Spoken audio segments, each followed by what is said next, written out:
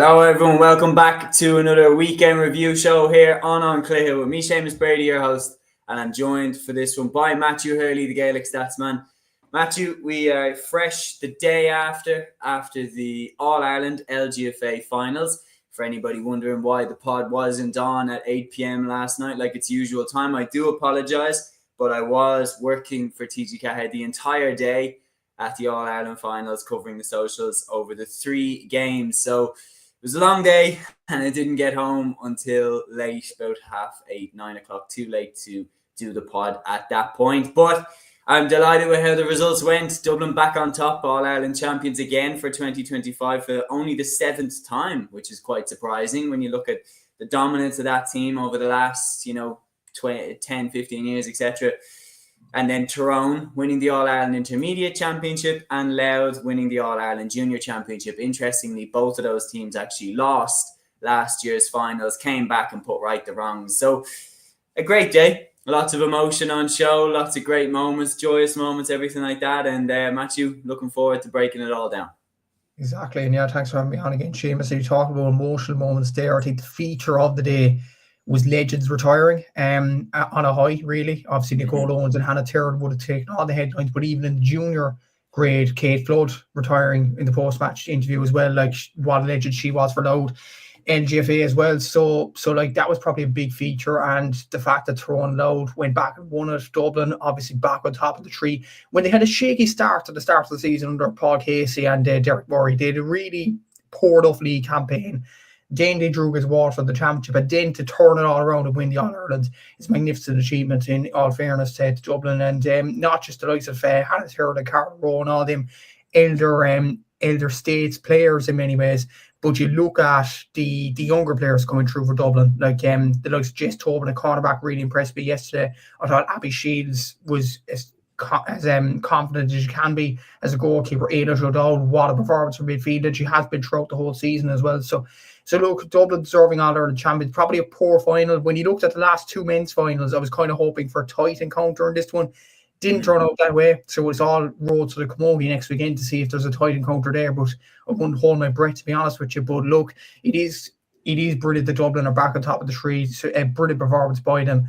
I'm sure Meath will be back. It's a young team, as referenced during the week on many podcasts, that many of the Meath players in 21 22 actually left the panel. This is a near enough entirely new Meath team, and for them to reach the All-Ireland final is still a very good achievement, and that shouldn't be glossed over whatsoever. So look, a good day of action in terms of ladies football, and looking forward to getting into it. Yeah, absolutely. And like I get what you're saying about the Meath team there, still a young team. I think a lot of casual watchers, people that didn't do a lot of in-depth research, would have just looked at the team and saw, oh, Vicky Wall's back, Emma Duggan's there. So, they're the 2 standout players from those All-Ireland successes. But I mean, if you were to look around, players like Maura O'Shaughnessy that did her ACL, yeah, she's back on the bench, but she hasn't got back to the same fitness level that she was before the cruciate. Players like Orla Lally that have gone to AFLW, players like Niamh O'Sullivan that was on your podcast, she's retired. She was a massive player for those teams. So you can't keep losing players like that and not feel the pinch, not feel the effects. You are going to have some setbacks when you lose players of that caliber. And, players as well like Aveen Lahey, who was a starter, did a real solid job. Emma Troy, like these players, did a really good job for that Meath team. And you lose all them, you can't expect to maintain the same levels that you maintained before.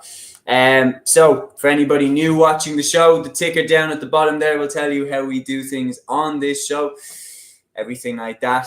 If you have any comments about the weekend, if you have any highlights, personal highlights, throw them in the comments below. Get involved in the discussion as always. And then what we're going to do, the program for the day, is we're going to run through our senior final, our intermediate final, and our junior final.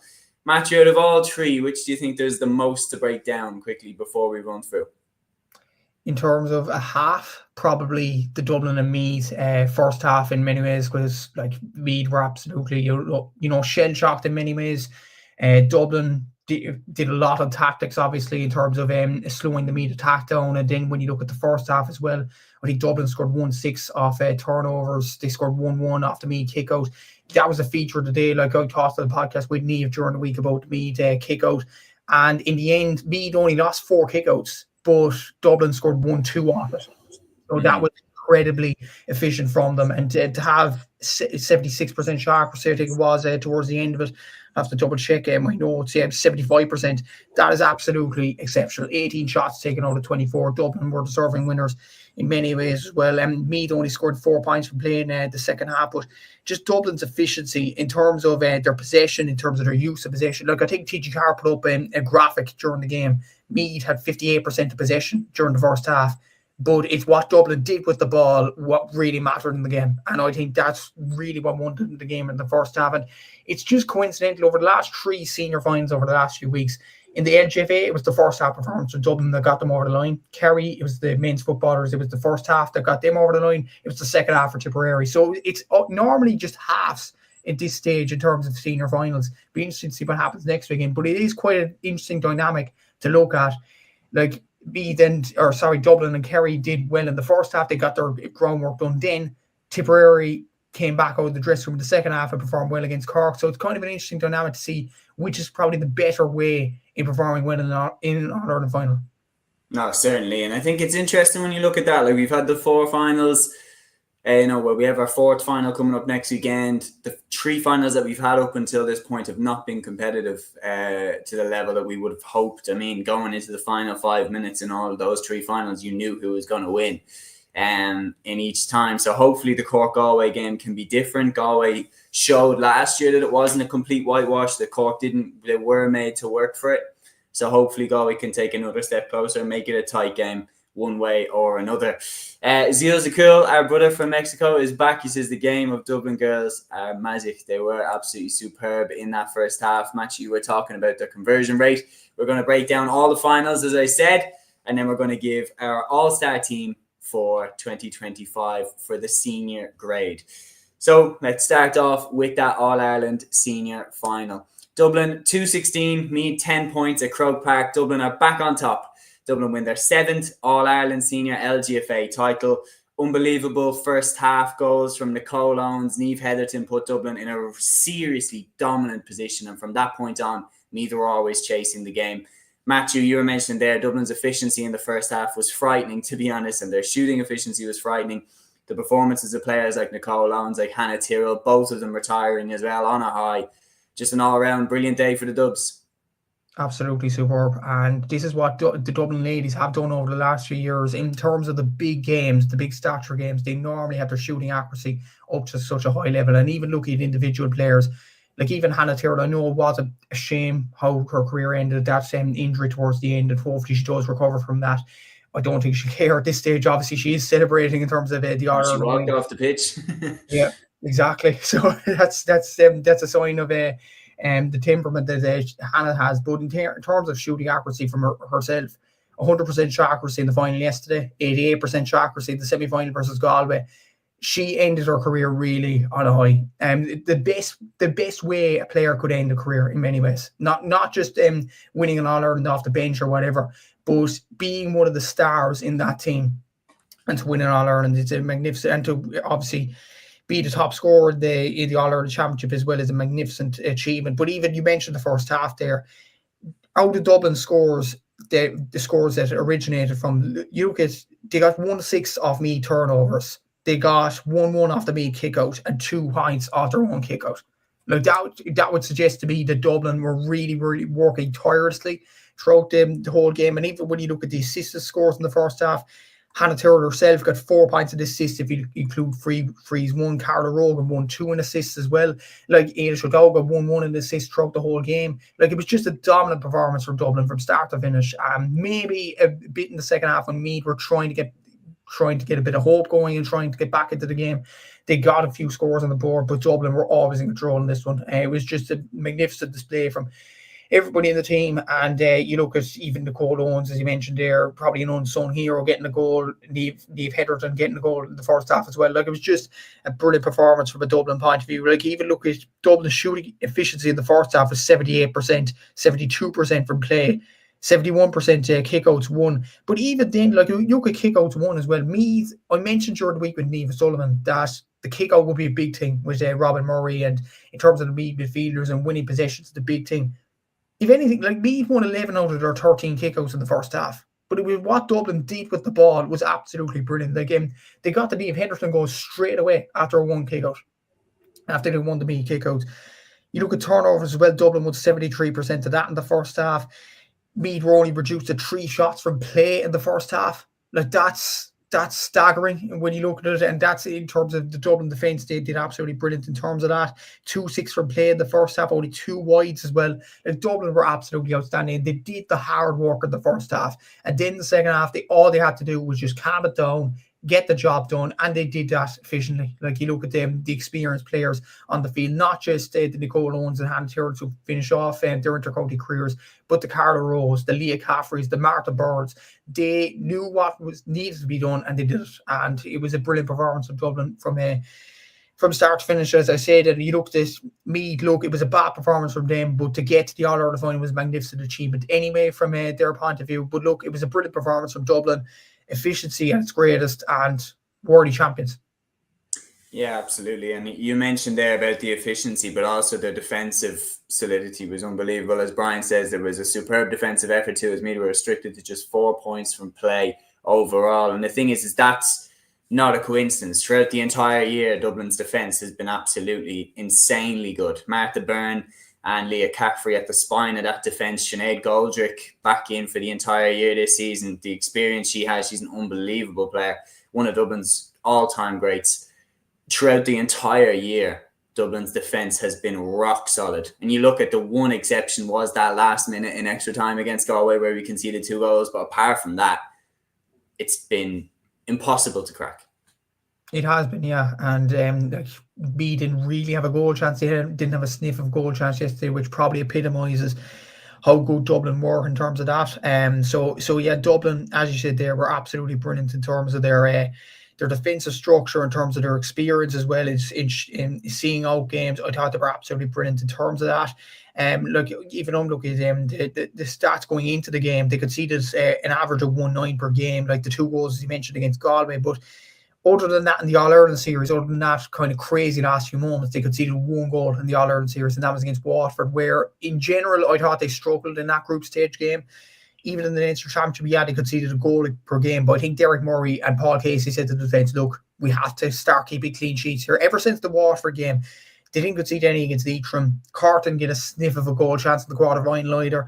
And Galway, for the majority, didn't have a sniff either. And Meath didn't either in the final either. So look, Dublin deserve a lot of credit for that. Sinead Goldrick, obviously, she did score an own goal against Waterford, but as the season went on, she did improve. As it went on, obviously, look at Martha Byrne as well. And even the youngsters, like Jess Tobin really impressed me at cornerback. For a young player coming into that environment, even Niamh Donlan and Niamh Crowley around the left-hand flank were absolutely brilliant in terms of that as well. Abby Shields in terms of keeping a cool head in goal as well. Like, Ciara Trant's not an easy player to replace in nets, but in fairness to Abby Shields, she's done absolutely brilliant in terms of that. I think Ailish O'Dowd in midfield was brilliant. Niamh Henderson, like across the pitch, they were so good, Dublin. And even throughout the year, you had players stepping in, like Sophie McIntyre, who had a bit of an injury, as mentioned in the post-match interview. I think Nicole Owens was spoke at the post-match, and she was mentioning the younger players that maybe stepped in and then got injured. And Caoimhe O'Connor was another example. But you had other players to step into the Dublin team, and you needed a squad throughout the whole campaign. And I think that's what Dublin have throughout all the teams in the LGFA Championship. They have a squad there that they've assembled before even Derek Murray and Paul Casey's time. Obviously, Mick Bowen deserves a lot of credit for building that squad. So I think in terms of squad building, Dublin have done brilliant in terms of the defence has been brilliant. Their attack, their efficiency has been so good. But even the last few years, Dublin's efficiency has been so good. I wonder what that comes down to. Because like you could have been forgiven to think, okay, Mick Bowen is leaving the Dublin management team. Then 2 new managers come in. How do the standards not drop? Like that's a testament to the players. That's a testament to the experienced players on the panel as well. And I would imagine, even if Hannah Tyrone and Nicole Owens are leaving, obviously retiring, but I don't think the standards will drop next year. I really don't, because the younger players have been trained into it now. You look at Kate Sullivan this year, the performance she's been giving, for instance. Like, Dublin have been absolutely brilliant in terms of that, the bloody new talents, in terms of the experienced players showing the younger players the way. So I think they'll be fine next year when you look at him, the talent that he's coming through among the substitutes in many ways. Yeah, absolutely. I think you look at Kate. I mean, Kate had to bide her time. I mean, there was a full forward line there when she joined the team of like Sinead Ahern, Hannah Tyrrell, Carla Rowe, Lindsay Davey was still there. Like, minutes, were very hard to come by when you're in that forward line. I mean, it's very, very difficult. She bided her time. You always knew that there was a serious player in there. She got into the team. I remember kind of the first time I really was like, wow, she's a major contributor to the team, was the 2023 season, where she was playing in the half forward line and her pace was on show there alongside Caoimhe O'Connor darting in from the wings. But since being moved back into the inside forward line, I mean, she's been unbelievable. She was amazing for Dublin this season, fantastic for Sylvester's as well in the club championship before that. So just her form all around now, it's not just a hot streak. She is a class player. Like, it's just, that's not just someone in, the form of their lives. It's someone who is genuinely a fantastic Gaelic footballer. And throughout that game yesterday, she was fantastic. You mentioned as well about the individual stories. I mean, you have to look at Hannah Tyrrell and Nicole Owens. I mean, both of them having their last dance.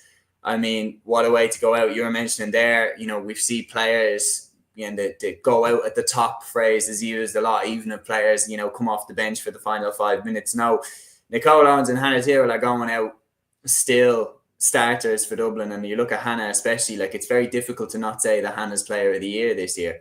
So, I mean, that's going out on top. Unbelievable stuff. And if she wanted to stick around for Dublin, she'd be a nailed-on starter next year. So, I mean, it's a shame that she's going, but you can't begrudge her it. She's an unbelievable servant. She owes Dublin nothing. Enjoy your time with Hannah, because genuine Dublin Gaelic games legend. Absolutely. What a player. And when you look at the context around Hannah Tyrrell as well, she was an international rugby player up until early 2021. She came back into the Dublin team. And it's amazing to think, actually, Séamus, this is the weirdest stat of all. She's only won 2 All-Irelands.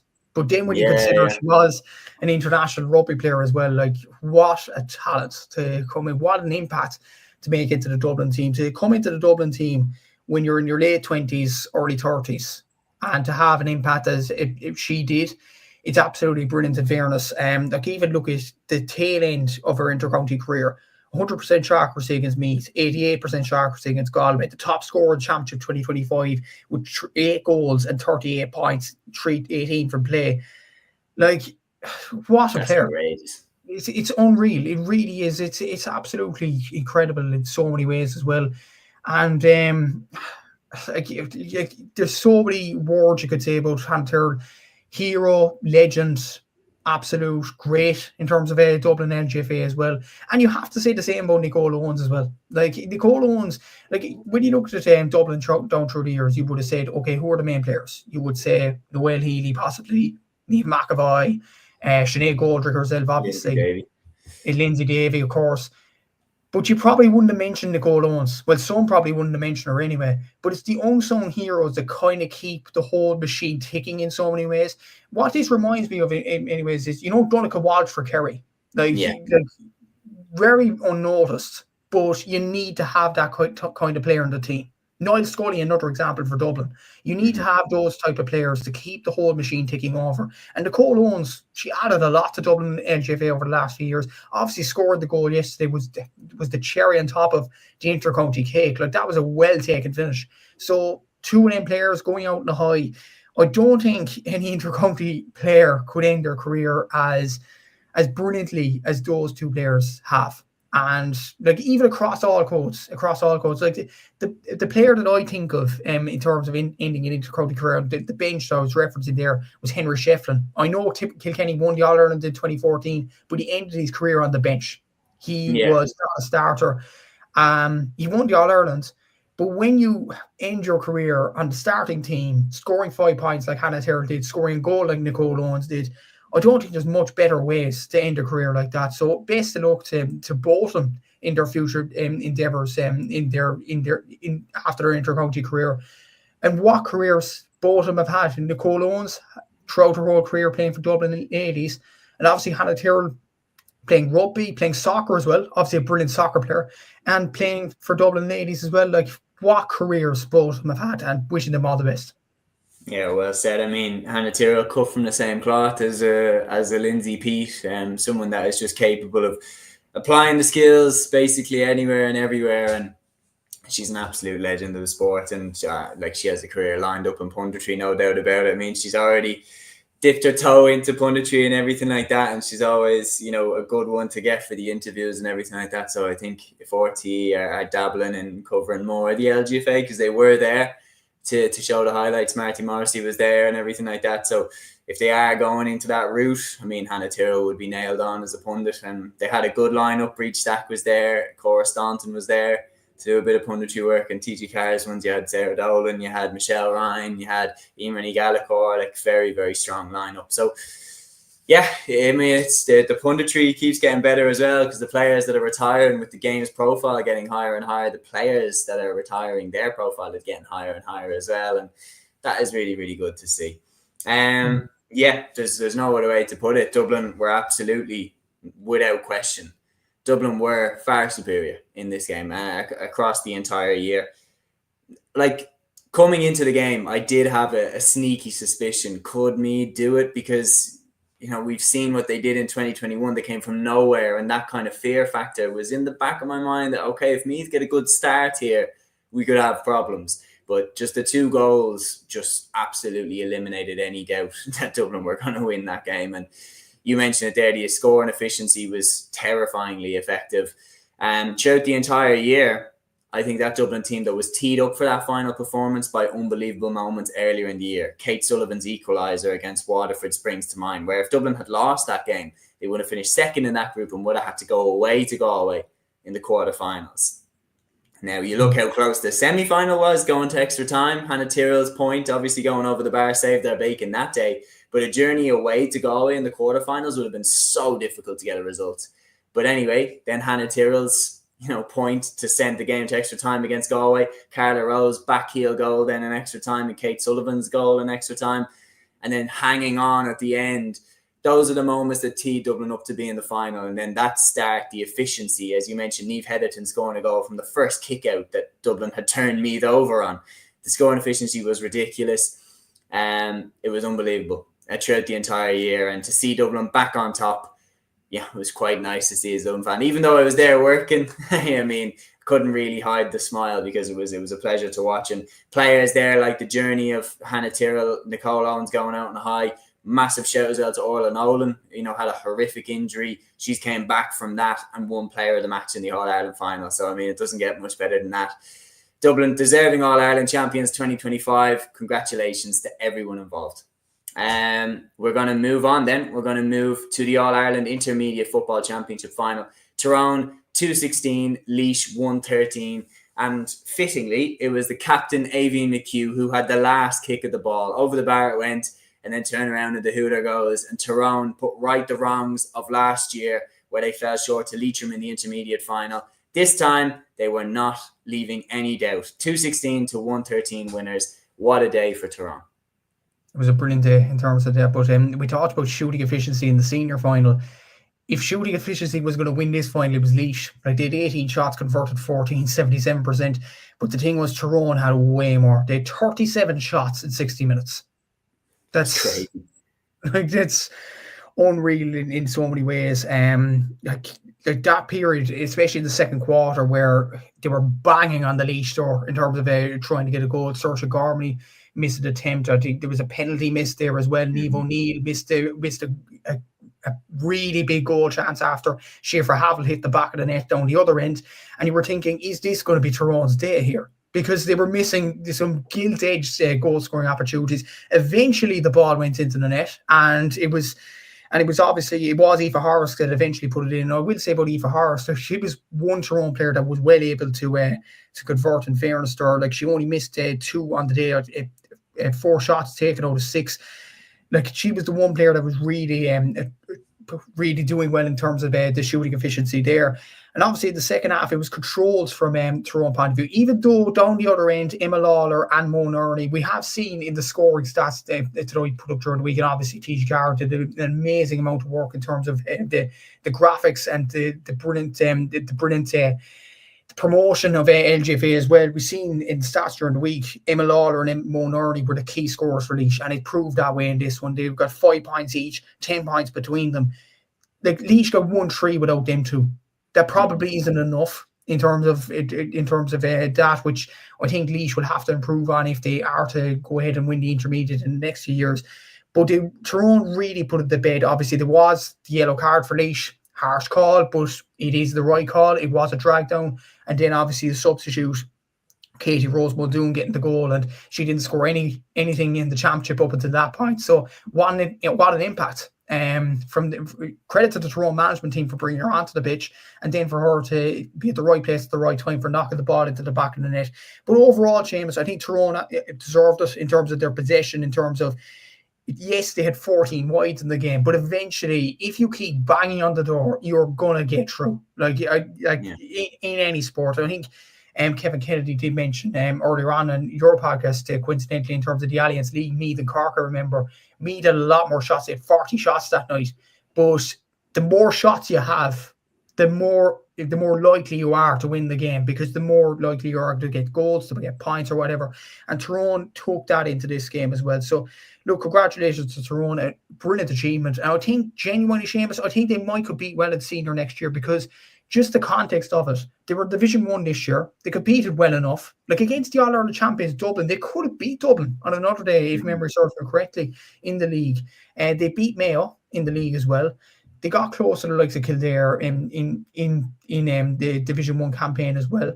So I think that kind of experience in playing the top level of opposition will do no harm to Tyrone. And you have Niamh O'Neill there, you have Saoirse Gormley, who's only 19 years of age, obviously. You have the likes of Eva Horace, who had a brilliant campaign. Obviously, Ava McHugh at the last kick of the ball, a brilliant captain, leading by example there as well. So I think Tyrone have a lot of good players in that panel. They have the footballing heritage. They've played in Division 1 as well. They're on the back of an intermediate win. Why not? Why can't they compete at senior? I think they will do a decent job of competing in senior next season.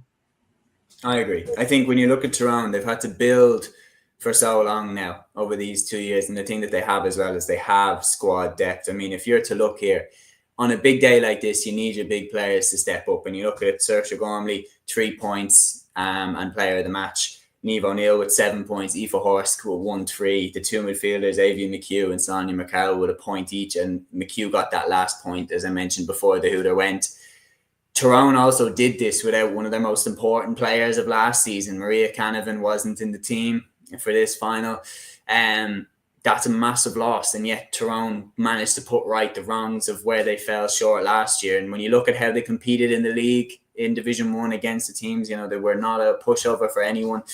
I don't see them struggling the way that previous intermediate champions have struggled at the senior level. I don't see it happening. I see Tyrone competing well. I look at teams like Kildare, who have really moved to the next level since going to senior, and I think Tyrone are going to be cut more from that cloth. I really think big things to come. They were worthy intermediate champions, because when you looked at the first half, the amount of goal chances they had, but as you said, you keep banging on the door, eventually you'll get through, and Tyrone were worthy champions. Congratulations to all involved. We are going to move then on to the All-Ireland Junior Football Championship final. And this one was another instance of a team putting right the wrongs of last year. Louth, 13 points. Antrim, 1 goal and 8 points. Louth, of course, fell heartbreakingly short last season to Fermanagh in the junior final. But in this game, of course, Antrim got the early goal, but Louth just responded and they kept chipping away at the block. Kay Flood leading the way with 4 points. You've got there as well Aoife Russell with 2. They just kept plucking away at it. And eventually they were able to get far enough ahead of Antrim that even when Antrim staged a late fight back, and there were some dangerous moments there for Louth, the wee county hung on and win the All-Ireland Junior Championship for the first time since 2019. Yeah, brilliant achievement for Louth in fairness. And my player of the match, honestly, was Anya Breen, the captain.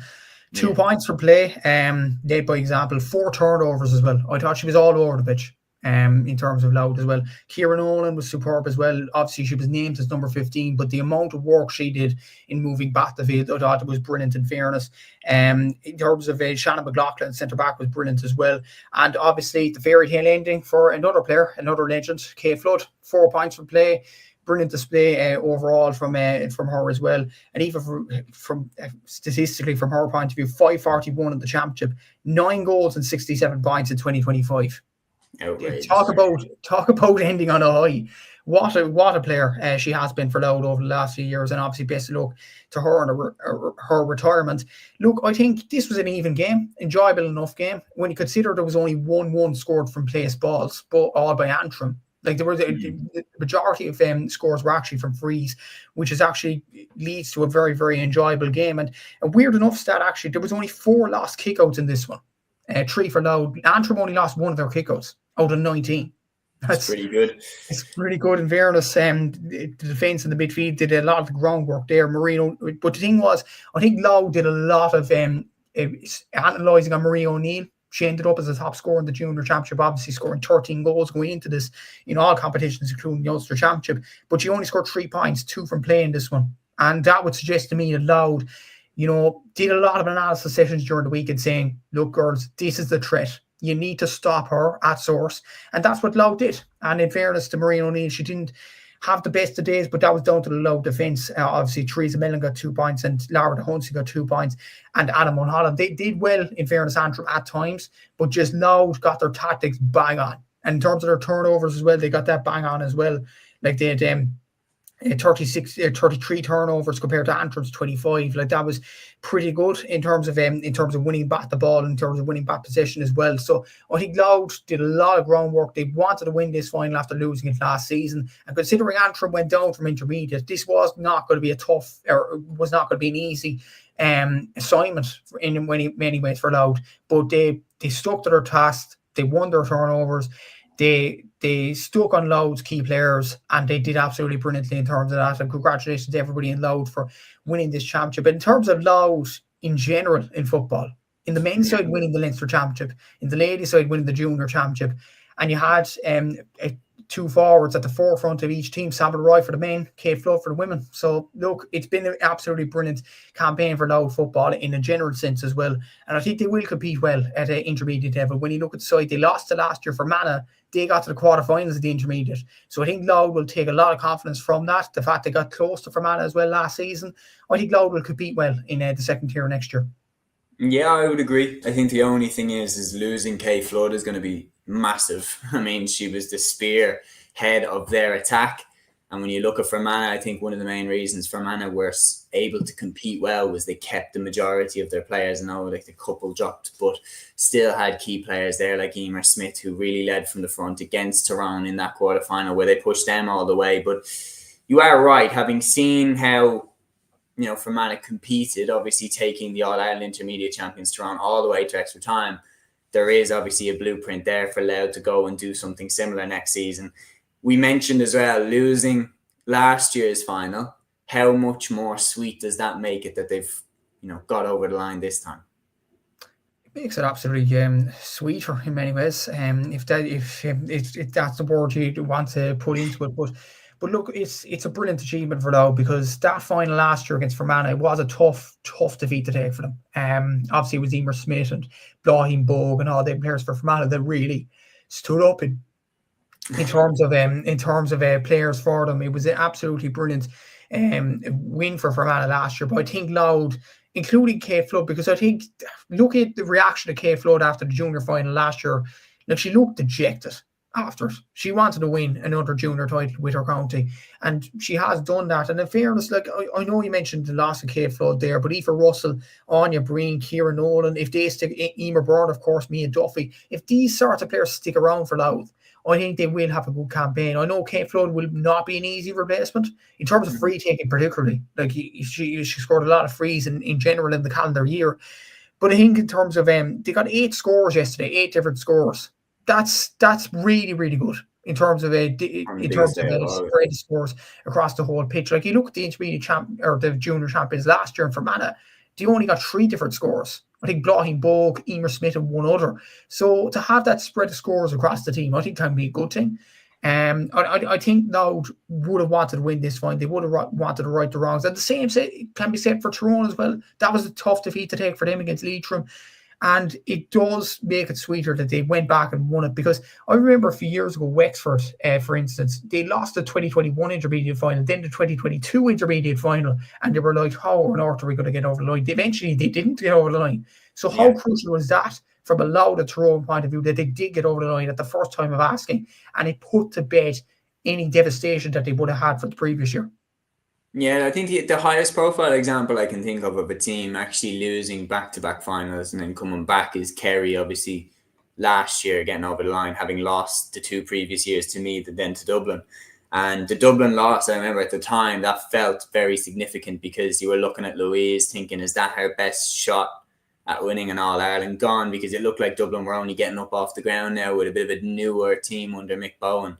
But obviously, they put right the year after. But there's no question about it. For Louth, losing a player like Kay Flood is massive, but you look at their defensive solidity, you look at the spread of scores that they have, there's no question that they will be able to compete at Intermediate next year, in my opinion.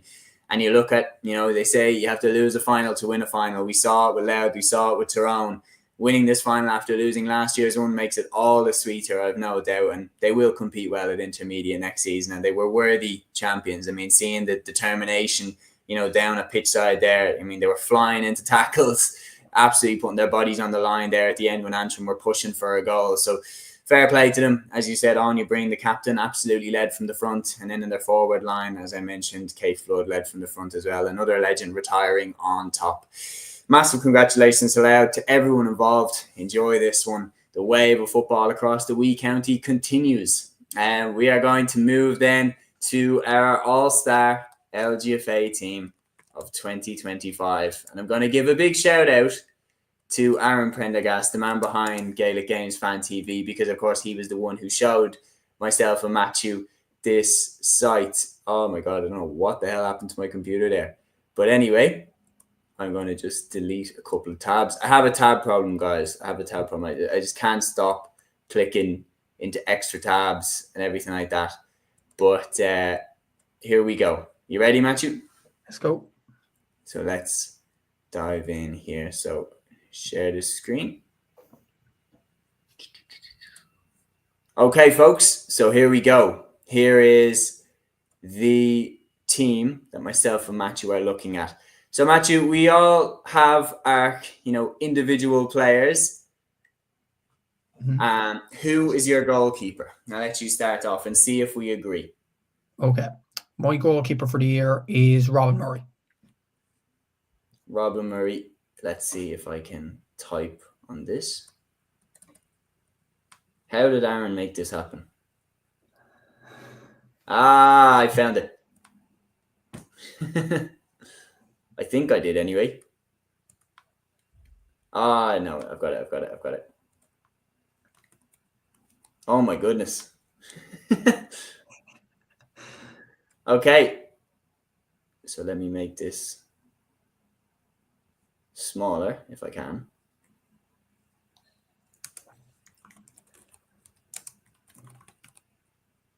Okay. Okay, Robin Murray in goal. Yeah. I'm happy with that. Let's go with the full back line then. Right. I'm naming my full back line. I think we might have a few differences here. Okay, so we'll go with the obvious one. We'll go Leah Caffrey at 3. We happy with that? Yeah. Happy with that? Absolutely. Okay. Perfect. So Leah Caffrey goes in there. I am very happy with that. She was absolutely outstanding yesterday. Yeah. Okay. Okay, we'll go cornerbacks. I'll name one and you name the other. Okay. So if you want to go first. I'll name number 4. So I'm going to go Leisha Lenihan of Kildare. I agree with that. Reasons why, I'm going to go, her performances throughout the year are absolutely sensational. But in my opinion, her contribution, especially in the game against Armagh, was absolutely electric.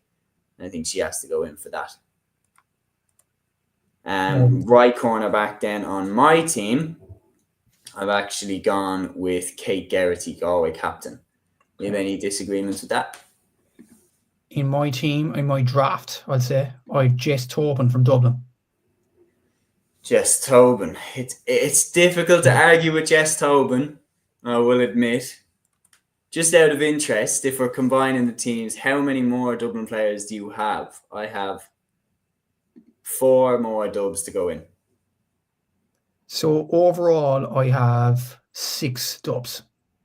Okay, I have 5. So I think we might have the same dubs in.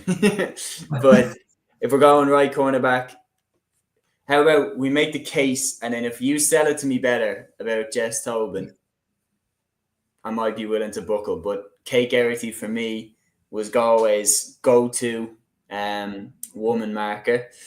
Led from the front as captain. Galway won Division 2 undefeated, won the Connacht Championship undefeated. Got a good win in the quarterfinal against Waterford after topping their group. They'd won 14 games in a row, and then they fell short so narrowly against Dublin in that semi-final. If Hannah Tyrrell doesn't kick that wonder free, then Galway are in the All-Ireland final. And having seen the way Dublin won it, you would have been a brave man betting against Galway winning the All-Ireland. So for me, Kate was key, and for me, I'd probably have her in. But you can sell it to me on Jess Tobin. I just think for her to come into a team with a lot of experience, and for her to come in with youth and exuberance, I think that was absolutely brilliant in terms of her point of view as well. And it looked like the Dublin management weren't going to drop Jess, which is an actual compliment to her, in fairness for her as well.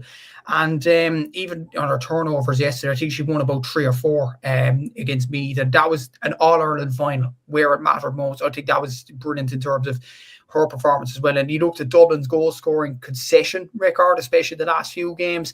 They didn't concede much goals, and I think Jess Tobin was a big part of that. Yes, you could argue Leah Caffrey, Martha Bird were as well. But Dublin's first turnover won, for context, in the All-Ireland final was by Jess Tobin. She set the tone. So I think Jess deserves a lot of accolades in terms of her performance this year. Overall, actually, I counted 6 turnovers in the All-Ireland final from her. That was really good. That's a very high number. When you consider, I think in the men's final, Joe O'Connor got about 3 or 4, and we lauded him for his ability for Kerry.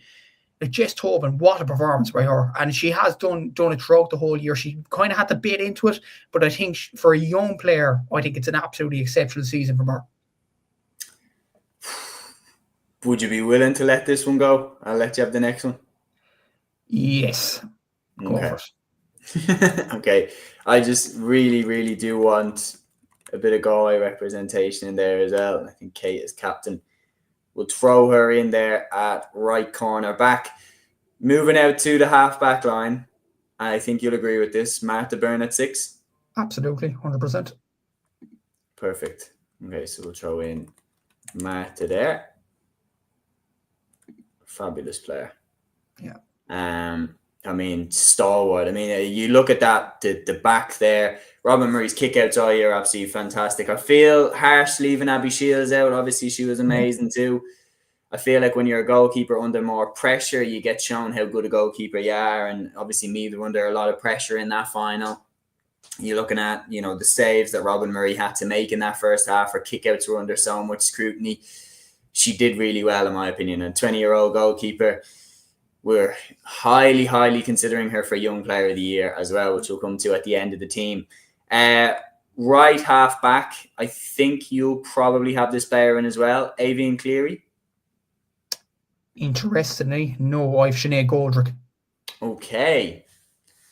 On my other wing, I have Sarah Wall in. On my other wing, I have Nicola Ward.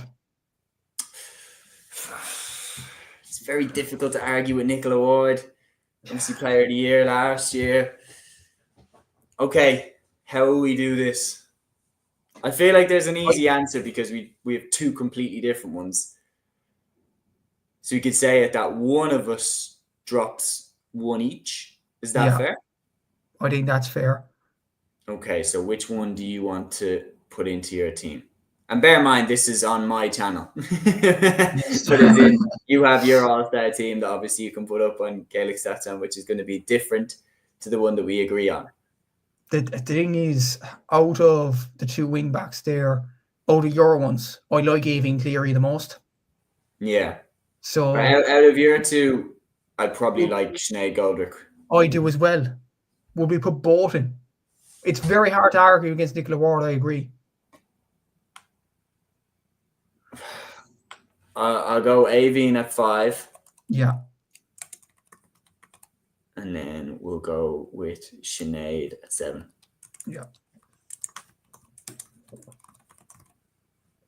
I'm going to do one thing as well because I like people having their proper numbers.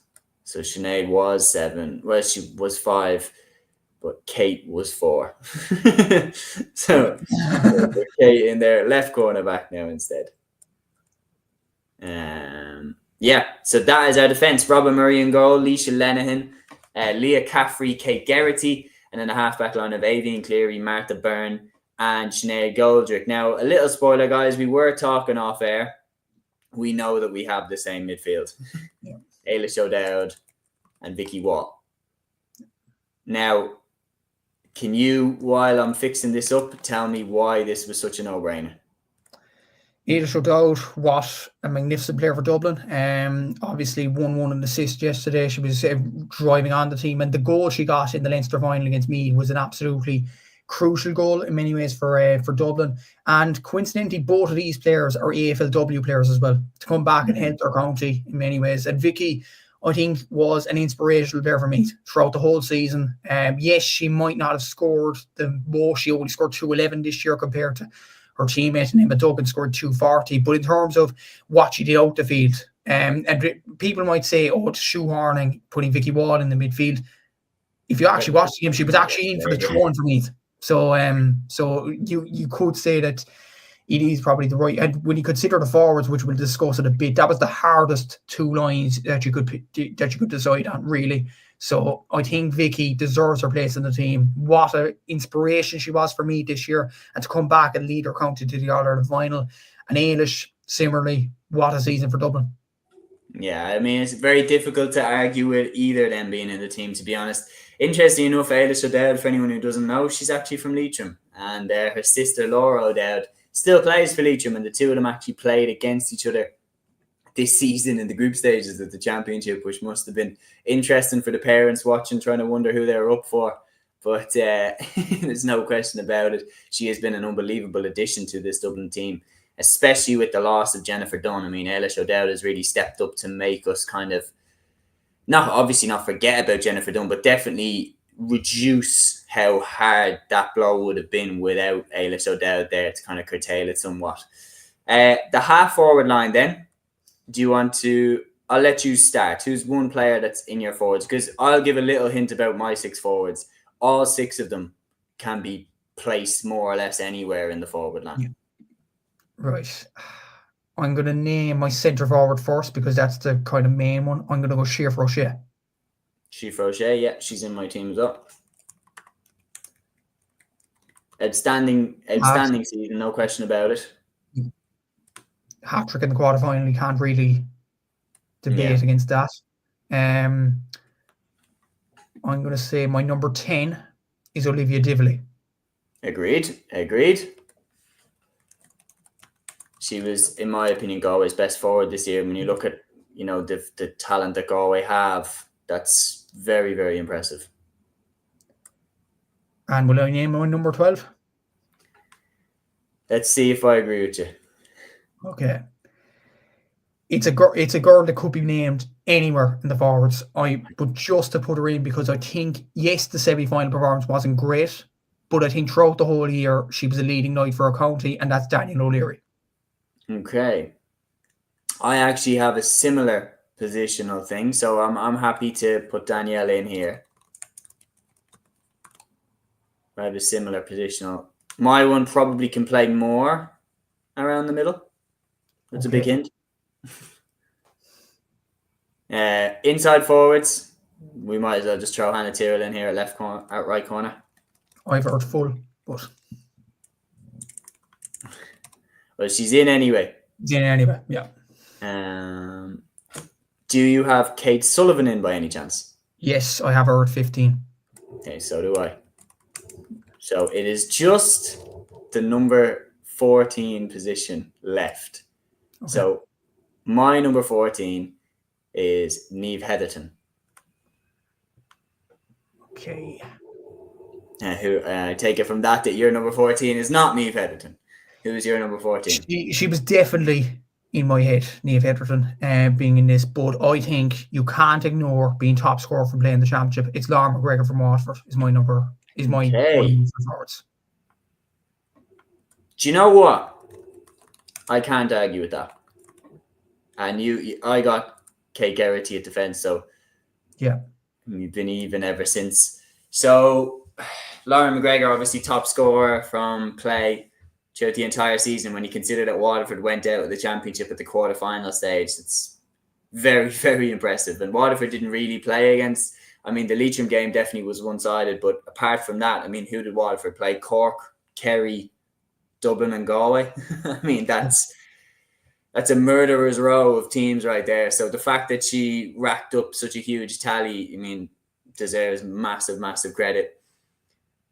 Yeah, I'm happy with that because we have Leisha Lenihan in there, a right corner back, Lauren McGregor at full forward there, two teams that reached the quarterfinals. So we're not ignoring talent from earlier in the year. There's a strong emphasis on the Dublin team, obviously, that won the All-Ireland.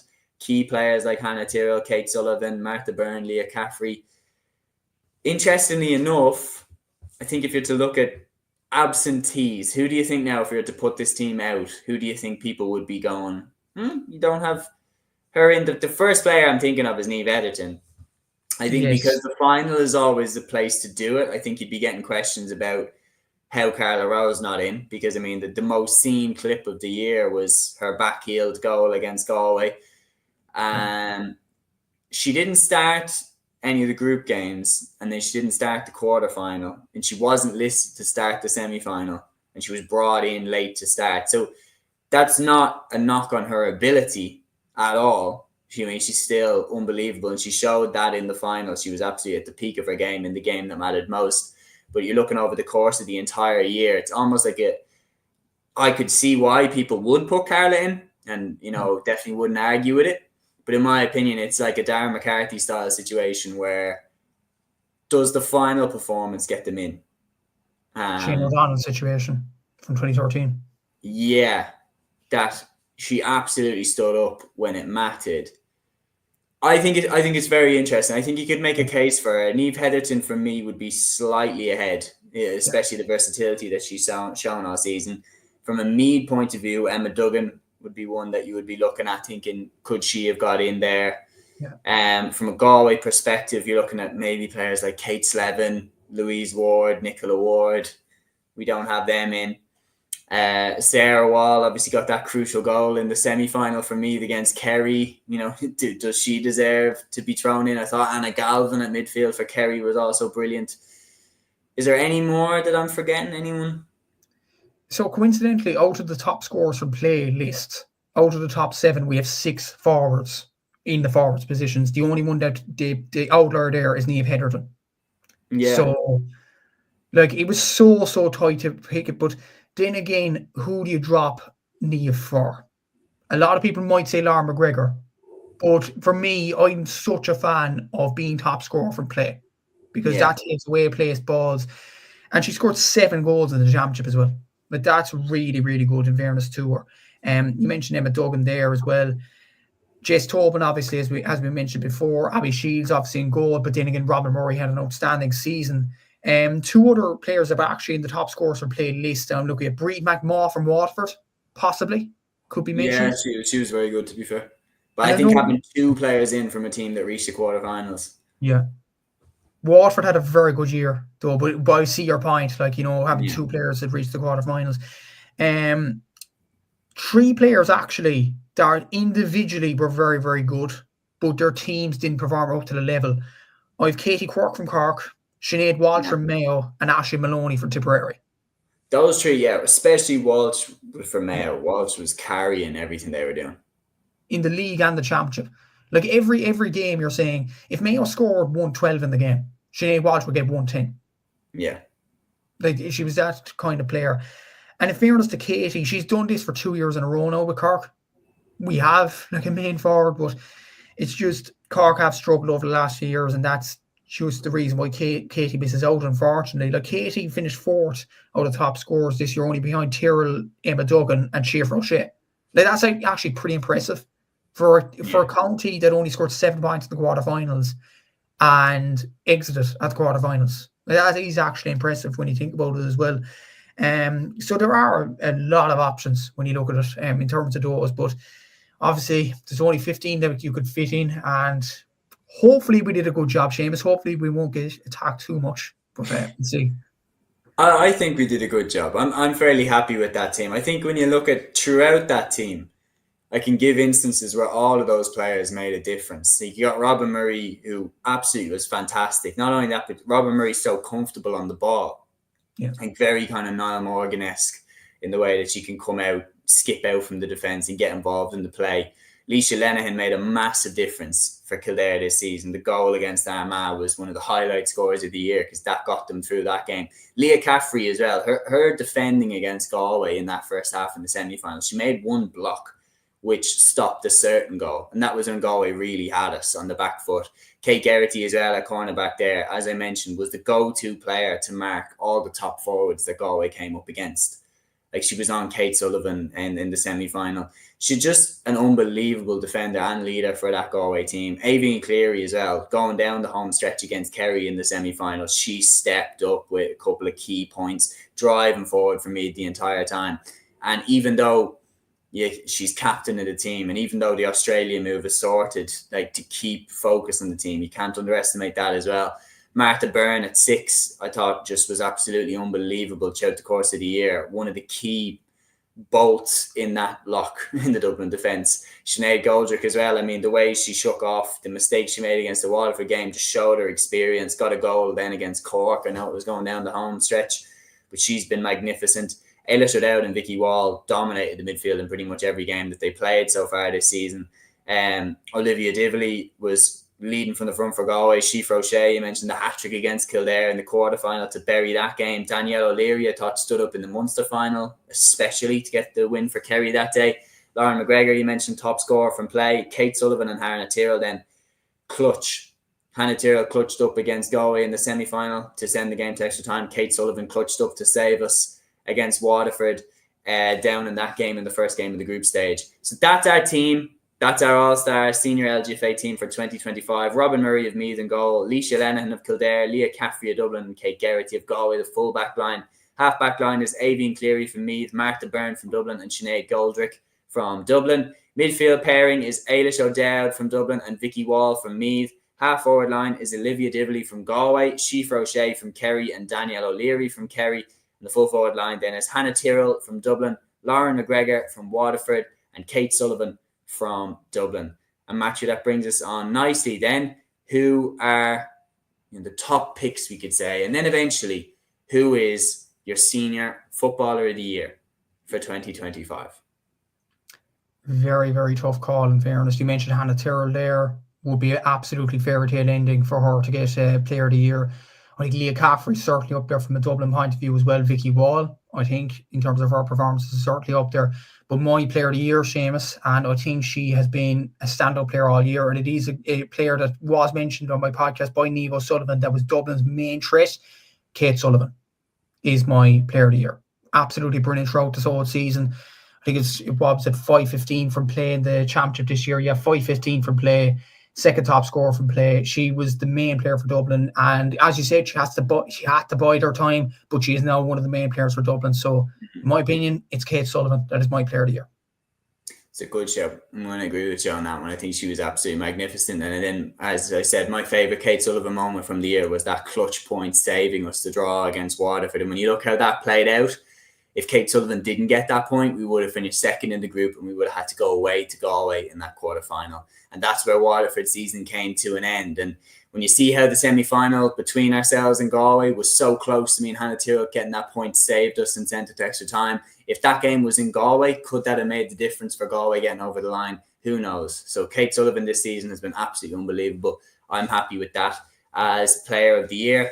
Young player of the year, I'll lead with this one. I think Robin Murray from me. It's an unbelievable goalkeeper. 20 years of age. You know, you've got Monica McGurk there still waiting in the wings. I mean, to have that pressure as well on you. But, you know, what pressure. Robin Murray's kickouts, even when Dublin really, really pushed up on her, most of her kickouts still went well. It was just Dublin's efficiency. Anytime there was any mistake, they punished it. She made a fantastic save as well in that first half for me to kind of keep them somewhat in touch. But she has had a magnificent year, and especially in the semi-final against Kerry, I thought her composure on the ball as well really, really stood out. She was getting involved in the play. Fantastic goalkeeper. Such a young goalkeeper as well, 20 years of age, yet playing like she's been around for a decade. So I'm happy with Robin Murray. Absolutely delighted with that pick, in all honesty. And you mentioned the kickouts there, when losing 4 kickouts. Like, it wasn't, if you look deep into the stats, it wasn't Robin's fault for much of it. And even she played her own game, even when Meath weren't going well as well. Even coming out with the ball, being so comfortable on the ball and retaining as much kickouts as she did. You don't usually see that in the game of ladies football, but coincidentally you have seen it in recent years. But Robin, obviously, a bit like Kate Sullivan in ways, had to bide her time, obviously, with Monica McGurk there, a legend in terms of me goalkeeping. But once she stapled down the starting spot when Monica wasn't available, when Monica came back in to the fold, she wasn't letting go of that number 1 shirt. And that is a testament to her as well. And to Lauren as well, she's only 20 years of age. I know she played college football for TCU in the O'Connor Cup, but that's even a surprise in many ways because she looked so short for a 20-year-old in goal. Yeah. Really did. So I think that's an unbelievable. I would definitely go for Robin as the young player of the year. Yeah, that's our pick there. I think big shout as well to Hannah McGuinness. I think she was unbelievable this year for Dublin. Just very, very solid. Just got on with her own game. Did a quiet job there at midfield alongside Ada O'Dowd, and she deserves massive, massive credit for that. 19 years old as well. I mean, so unbelievable stuff from her, and a lot more to come in the future. She's from Skerries as well, so I wonder, is there any relation to Cillian McGuinness? Probably, because the way they spell it. I heard it actually yesterday. It's Cillian's sister. Yeah, I mean, there you go. Obviously runs in the family. Cillian and Hannah both breaking into Dublin midfield at more or less the same time. Must be a good time to be in the McGuinness household. Anyway, that is the discussion on the All-Ireland Finals come to a close, and our All-Star team has been revealed along with the Player of the Year and the Young Player of the Year. Dublin are back on top, All-Ireland champions again for the 7th time. And massive congratulations to Tyrone on their intermediate success and Louth on their junior success. We will be back again next Sunday at 8 p.m. And that's Sunday this time because I won't be working at that game. We will be back to review the All-Ireland Senior Camogie Final between Cork and Galway. Until then, enjoy the week and take care.